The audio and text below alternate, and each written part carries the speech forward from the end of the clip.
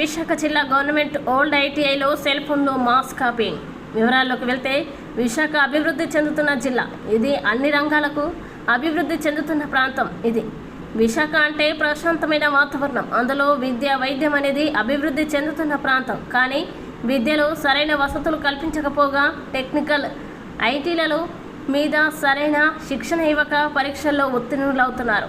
దీనంతటికీ కారణం లంచం. Government ITI old IT principal Srikanth, vice principal Umashankar, government Gajuwaka ITI principal Srinivas, RDD Ramana ఆశీస్సులతో ఇన్స్ట్రక్టర్లు మరియు ప్రైవేట్ ఐటీఐ యాజమాన్యం కమిటీగా ఏర్పడి స్టూడెంట్స్ దగ్గర నుంచి 3,000 నుండి 4,000 వరకు డబ్బులు వసూలు చేసి ప్రాక్టికల్ మరియు థియరీ పాస్ చేస్తానని వసూలు చేస్తున్నారు. అలాగే గవర్నమెంట్ ఐటీఐలో విశాఖ జోన్ నుంచి అనేక వేల మంది హాల్ టికెట్లు గవర్నమెంట్ ఐటీఐ ద్వారా government or private ITI hall టికెట్లు ఇస్తారు. అందులో ఉన్న వ్యక్తి ఒక్కొక్క హాల్ టికెట్ 20 రూపాయల చొప్పున వసూలు చేస్తున్నారు. ఇలా చెప్పుకుంటూ పోతే గవర్నమెంటు 5 ఏళ్లలో, ప్రైవేటు 5 ఏళ్లలో అంతా లంచమయం, మాస్ కాపింగ్ జరుగుతుందని విలేకరికి తెలుసుకున్న వెంటనే షూట్ చేయడానికి వెళ్ళగా అందులో ఒక మాస్టరు విలేకరి మీద దుర్భాషలాడి ఫోన్ లాక్కుని నేలకేసి కొట్టి గత సంవత్సరం కలెక్టర్కి కంప్లైంట్ ఇచ్చినా అతి గతి లేదు. గత 10 సంవత్సరాలుగా పై అధికారి ఆర్డీడీ గారు రమణ అందుబాటులో లేకపోయారు. అదే అదనుగా గవర్నమెంట్ ఐటీఐ ప్రైవేటు లంచాలతో విద్యార్థుల జీవితాలని చెలగాటలాడుతున్నారు. చాలాసార్లు ఛానల్స్లో వచ్చిన, పేపర్లలో వచ్చిన పై అధికారులు స్పందించకపోవడం గమనార్హం. దీన్నే నివారణ ఒక్కటే మార్గం. గవర్నమెంట్ ఐటీఐ ప్రైవేట్లలో పాలిటెక్నిక్ కాలేజీల్లో కానీ ఇంజనీరింగ్ కాలేజీలు కానీ ఎగ్జామ్ సెంటర్స్ వేస్తే 80% లంచాలు తగ్గుతాయి. దీనివల్ల బాగా చదువుతున్న విద్యార్థులు బాగుపడతారు. పై అధికారులు విచారించి తగు చర్యలు తీసుకోవాల్సిందిగా కోరడమైంది. మిమ్మల్ని ఎవరు రమ్మన్నారా? డ్రాయింగ్ వేస్తున్నావు అక్కడ?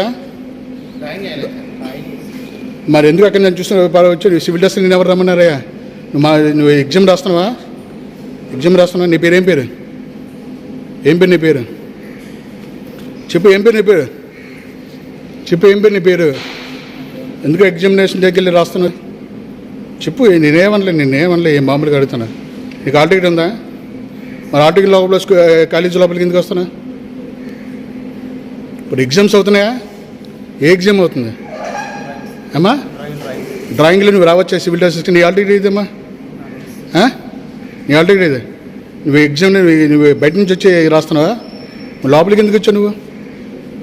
ఏమ్మా లోపలికి వచ్చావు నువ్వు? నన్ను చూసిపోయి లోపలికి వచ్చావు, పారిపోతున్నావా? ఎందుకు వచ్చావు లోపలికి? చెప్పు, మామూలుగా చెప్పు. నేనేమనలేదు. రమ్మన్నారు ఎవరన్నా? నీ ఫ్రెండ్ ఎవరికి చెప్పు. నేనేం టెలికాస్ట్ చేయను. నువ్వు మంచిగా చెప్తే నేనేమన్నా. ఎవరు మరి లోపలికి ఎందుకు వచ్చావు? ఇక్కడికి ఎందుకున్నావు? అక్కడికి ఎందుకు వెళ్ళావు? నువ్వు ఎంత చదువుతున్నావు నువ్వు? ఏమా? ఐటీ కంప్లీట్ అయిపోయింది. ఐటీ కంప్లీట్ అయ్యింది. ఇక్కడ డ్రాయింగ్ ఎగ్జామ్ అవుతుంది. నువ్వు ఎందుకు లోపలికి ఎందుకు వచ్చావు? ఎవరు రమ్మన్నాను? నన్ను మిమ్మల్ని ఎవరు రమ్మన్నారమ్మా? మరి రమ్మంటే లోపలికి ఎందుకు వచ్చేస్తావు? ఎగ్జామినేషన్ సెంటర్కి లోపలికి ఎలాగ వచ్చేస్తావు?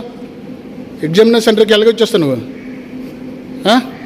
ఎగ్జామినేషన్ సెంటర్కి ఎలాగొస్తున్నా?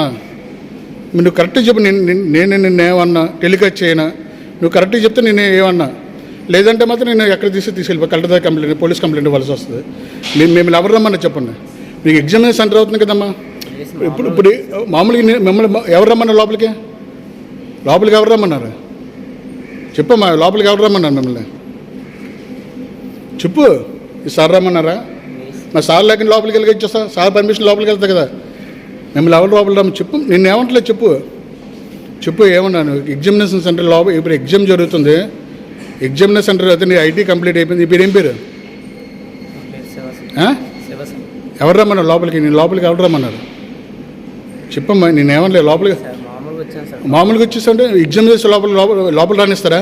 ఇక్కడ ఎగ్జామ్ జరుగుతుంది కనుక ఎగ్జామ్ జరుగుతుందా లేదా? అది కదమ్మా. పద. ఎగ్జామినేషన్ సెంటర్ ఎగ్జామ్ జరుగుతుందా? ఎగ్జామ్ జరిగినప్పుడు లోపలికి నేను ఎవరు రమ్మన్నాడు? చెప్పు. ఇప్పుడు ఎగ్జామ్ జరుగుతుంది కదా. మామూలు టైంలో సార్ పర్మిషన్ తీసుకుని రావచ్చు. ఎగ్జామ్ టైంలో నిన్ను ఎవరు రమ్మన్నారు? సార్ రమ్మన్నారా? మరి నీ సార్లు లేక నువ్వు వెళ్ళగా వచ్చేస్తా చెప్పు. ఇవాళ డ్రాయింగ్ ఎగ్జామ్ అవుతుంది తెలుసు కిందగా, డ్రాయింగ్ ఎగ్జామ్ అవుతుంది తెలుసు కదా. డ్రాయింగ్ ఎగ్జామ్ నేనెవరు లోపలికి రమ్మన్నాడు? డ్రాయింగ్ ఎగ్జామ్ అయితే నేనెవరు రమ్మన్నారు? ఏ సార్ ఇతను ఎలా ఎందుకు రమ్మన్నారు? మీరు ఎగ్జామినేషన్ సెంటర్కి వెళ్ళేసి మేము పక్కన ఎగ్జామినేషన్ సెంటర్ చూసి మీరు ఎక్కడ బయటకి ఎక్కడ తిరుగుతున్నారా? డిశ్చార్జ్ అయితే మీరు లోపలికి ఎందుకు మీ లోపల కొరవాడు వచ్చి ఎగ్జామ్ రాస్తున్నారు కదా. ఎగ్జామ్ రాసే నేను చూసాక మళ్ళీ పారిపోతాను తీసుకొచ్చాను నేను. మిమ్మల్ని ఎవరు లోపల రమ్మన్నారు? ఎగ్జామినేషన్ సెంటర్ జరిగినప్పుడు వాళ్ళు రావచ్చా? మాస్క్ కాపింగ్ జరుగుతుంది, ప్రతి సంవత్సరం మాస్క్ కాపింగ్ జరుగుతుంది. మాస్క్ కాపింగ్ మీరు ఎందుకు మిమ్మల్ని రమ్మన్నారు సార్? నేనేమట్లేదు, నేను మిమ్మల్ని ఇబ్బంది పెట్టట్లేదు, నేను ఇబ్బంది పెట్టట్లేదు. మాస్క్ కాపింగ్ జరుగుతుంది ఇక్కడ. కరోనా ఐటీ ఎగ్జామినేషన్ అయినప్పుడు మిమ్మల్ని లోపలికి వెళ్ళమన్నారు. ఎగ్జామినేషన్ మేము లోపల ఉన్నారు. ఎగ్జామ్స్ అయిపోయింది రాజుగా మేము మాస్టర్ని ఎలా చేస్తాం సార్? కరోనా ఎలా రప్పించారు? ముందుకెళ్ళే ఈ మాస్టర్ని మీరు ఎలా రప్పించారు? ఆ కుర్రని ఎందుకు రప్పించారు మీరు? మరి రప్పించబోతే మరి కుర్ర లోపలికి వచ్చారు, కుర్ర లోపలికి వచ్చి రాస్తే నన్ను చూసి పారిపోయాడు ఆయన. మరి పిలిచి మరి రప్పించారు. ఎందుకు రప్పించారు కుర్రని చెప్పండి. నేనే సార్, నేను ఒకటే. మరి మీ పర్మిషన్లో లోపలికి ఎందుకు వస్తారు ఆయన మీ పర్మిషన్లో లోపలికి ఎందుకు వస్తున్నాడు? ఒకటి విషయం చెప్పండి. ఆయన మీ పర్మిషన్ నాకు అనవసరం సార్. మీ పర్మిషన్ లేకుండా డిశ్చార్జ్ ఎగ్జామ్స్ అయిపోయింది చూసుకోవాలి. ఎగ్జామ్స్ ముందు డీడీ దగ్గర పెడతాను ఇది.